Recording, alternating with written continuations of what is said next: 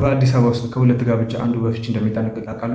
ስሜ ዳንኤል አስራት ይባላል። ይሄ ዳን ቶክስ የሚለውን አዲሱን ቻናል የፈጠርኩት ስለ ፍቅር፣ ስለ ሪሌሽንሽፕ እንዲሁም ደግሞ ስለ ጋብቻ ጥሩ መልካም የሚባሉ ሀሳቦችን ለማንሳት እንዲሁም ደግሞ የተወሰኑ ቲፖችን ለመስጠት ቀን በቀን አሪፍ የሚባሉ ቪዲዮዎችን ስለምንለቅ ከወዲሁ ላይክ በማድረግ እንዲሁም ደግሞ ሰብስክራይብ በማድረግ እንዲሁም ደግሞ ሀሳብ አስተያየታችሁን ኮሜንት ላይ በመስጠት ከወዲሁ ቤተሰብ የሆኑ ቅድም እንደነገርኳቸው አስፈሪ የሚባሉ መረጃዎች መውጣት ከጀመሩ ትንሽ ሰንብተዋል።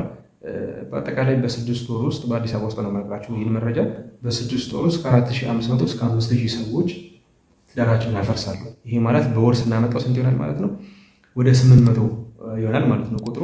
በየቀኑ ብናመጣው ደግሞ ወደ 25 ሰዎች በየቀኑ በየዕለቱ ትዳራቸው ምን ይላሉ ማለት ነው? ያፈርሳሉ ማለት ነው። ይሄ ቁጥር ሰምተናል እና ምን ያክል ሰዎች ቢጋቡ ነው ይህን ያክል ሰው በ6 ወር በወር ምናምን ብለን ያስቀመጥ ነው? ምን ያክል ሰዎች ቢጋቡ ነው የሚለውን ብናነሳ በመንግስት የተመዘገበ ቁጥር በአመት ውስጥ ከ20 እስከ 25 ሺህ ሰዎች በአዲስ አበባ ምን ያደርጋሉ? ጋብቻቸውን ይፈጽማሉ። ይሄ ማለት በ6 ወር ቅድም የተፋቾች ቁጥር ብለን ያስቀመጥ ነው ወደ አመት ስናመጣው ስንት ይሆናል ማለት ነው? ከ9 ሺህ እስከ 10 ሺህ ሰዎች ከነዚህ ከሚጋቡት ከ20 እስከ 25 ሺህ ካሉት ከ9 እስከ 10 ሺህ ሰዎች ምን ያደርጋሉ? ጋብቻቸውን ያፈርሳሉ ማለት ነው። ይሄ ማለት ቅድም እንደነገርኳቸው በመግቢያ ላይ ከሁለት ወይም ከ3 ጋብቻዎች አንዱ ጋብቻ ትዳሩን ምን ይላል ማለት ነው? ያፈርሳል ማለት ነው። በጣም የሚያስደነግጥ ዜና ነው። እኔ በበኩሌ በጣም ከምወዳቸው ነገሮች ስመለከታቸው ልቤን በጣም በቃ ሀሴት ከሚሞላቸው ነገሮች አንዱ ጋብቻ ነው። በጣም ሁልጊዜ በቴሌቪዥን በዩቲዩብ ምናምን በጣም ብዙ ሙሽሮች ሲጋቡ ሳይ ምናምን በቃ በጣም ሁልጊዜ ደስ ይለኝ ነበር። ከሆነ ጊዜ በኋላ ግን እነዚህን መረጃዎች ስሰማ በጣም እየፈራው መጣሁ። የጊዜ ረዝናችሁ ምናምን እያልኩኝ ዝም ብያለሁ እና በጣም አስፈሪ ነው። አሁን የነገርኳችሁ መረጃ ማለት በመንግስት የተመዘገበ ነው። ከመንግስት ምዝገባ ውጭ ያለው ደግሞ ቁጥር ብዙ ይሆናል ማለት ነው። ስለዚህ መረጃው ከዚህም የከፋ ሊሆን ይችላል ማለት ነው። በአጠቃላይ በዚህ ዙሪያ የማህበራዊ ጉዳይ ባለሙያዎች እና የህግ ባለሙያዎች ይህን ያክል የጋብቻ ፍቺ ቁጥር እንዲጨምር ያደረገው ምክንያት ብለው ወደ 4 ምክንያቶች አስቀምጠዋል። እነሱንም አንድ በአንድ እነግራቸዋለሁ። የመጀመሪያው ምንድነው? የኢኮኖሚ እና የኑሮ ውድነት ጫና መብዛት ነው ብለው መጀመሪያ ያስቀምጣሉ። ይሄ ያው እንደሚታወቀው ከጊዜ ወደ ጊዜ የኑሮ ጫናው በጣም በከፍተኛ ሁኔታ እየጨመረ ነው እና ተጋቢዎች ይህንን ጫና መቋቋም ሲያቀታቸው ትዳራቸውን እንዲፈታ እየሆነ ነው ብለው የመጀመሪያ ምክንያት አስቀምጧል። ሁለተኛ ያስቀመጡት ምክንያት ደግሞ የታማኝነት መጉደል እና የማህበራዊ ሚዲያ ተጽዕኖ ብለው አስቀምጠውታል።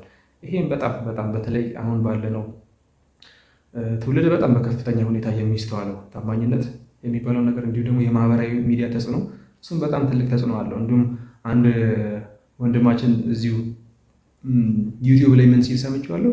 ምንም በቃ ቤቷ ውስጥ ምንም የገንፎ እህል እንኳን ያልተዘጋጀላት አንድ ወላድ እናት በስልኳ ቲክቶክ ላይ ስክሮል ስታደርግ ለወለደችለት ሚስቱ ቪኤት መኪና ቁልፍ የሚሰጥ ሰው ማየት እንዴት ተጽዕኖ አይኖረውም ብሎ ሲናገር ሰምቻለሁ። እውነቱ ነው፣ በጣም ተጽዕኖ ይኖራል እና ይሄ የማህበራዊ ሚዲያ አጠቃቀማችንን በጣም ከጊዜ ወደ ጊዜ ልቅ እየሆነ ስለመጣ እሱም በጣም ትልቅ ተጽዕኖ ለዚህ ለፍቺ ቁጥር ትልቅ ተጽዕኖ አለው። በሁለተኛ ደረጃ ተቀምጧል። ሶስተኛው ደግሞ የመቻቻልና የትዕግስት ማነስ ብለው አስቀምጠዋል።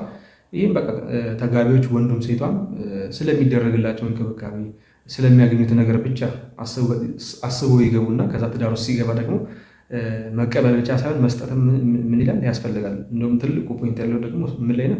መስጠት። ፍቅር ማለት ምን ማለት ስለሆነ ከሌሎች ሳይጠብቁ መስጠት ስለሆነ ማለት ነው እና እሱ ላይ ስለሚቸገሩ በዚህ ምክንያት ትዳራቸውን ያጣሉ ብለው አስቀምጣለሁ። በአራተኛነት ደረጃ ደግሞ ያስቀመጡት የቅድመ ጋብቻ ግንዛቤ ማነስ ብለው አስቀምጠዋል። የቅድመ ጋብቻ ግንዛቤ ማነስ ስለ ትዳር ሁሉም ነገር አውቀን ወደ ትዳር እንገባለን ባንልም ትዳር በራሱ ትምህርት ቤት ቢሆንም ግን ደግሞ አውቀን መግባት ያለብን መሰረታዊ ነገሮች አሉ ስለ ትዳር። ስለዚህ እሱን ባለማወቅ ወደ ጋብቻ ይገባና ከዛ መጨረሻ ምን ይሆናል ማለት ነው? ፍቺ ይሆናል ማለት ነው። ለዛ ነው እኛ ይህን ቻናል ስንከፍት እንዳልኳችሁ ስለ ፍቅር፣ ስለ ሪሌሽንሺፕ እንዲሁም ደግሞ በአጠቃላይ ስለ ጋብቻ ሃይማኖትን፣ ሳይንስን፣ ኒውሮ ሳይንስን እንዲሁም ደግሞ ሳይንሳዊ ጥናቶችን መሰረት በማድረግ በመመርኮዝ እንዴት ጤናማና ጠንካራ ግንኙነትን መፍጠር ይቻላል የሚለውን ሀሳብ እንዲሁም ደግሞ የወንዶችና የሴቶች ስነ ልቦና ልዩነቶች እንዲሁም ደግሞ በተጨማሪ በግንኙነት ውስጥ የሚፈጠሩ ችግሮች እንዲሁም ደግሞ መፍትሄዎቻቸው እነሱን እንመለከታለን። ከዛ በተጨማሪ ደግሞ በአጠቃላይ ራስን ማሻሻልና በራስ መተማመንን የምንጨምርባቸውን መንገዶች በዚህ ቻናል እንመለከታለን። እንዳልኳችሁ ደግሞ በትንሹም ቢሆን አሁን ያነሳናቸውን ችግሮች በዚህ ቻናል ለመፍታት የተቻለንን ከኛ አቅም የሚጠበቀው እናደርጋለን።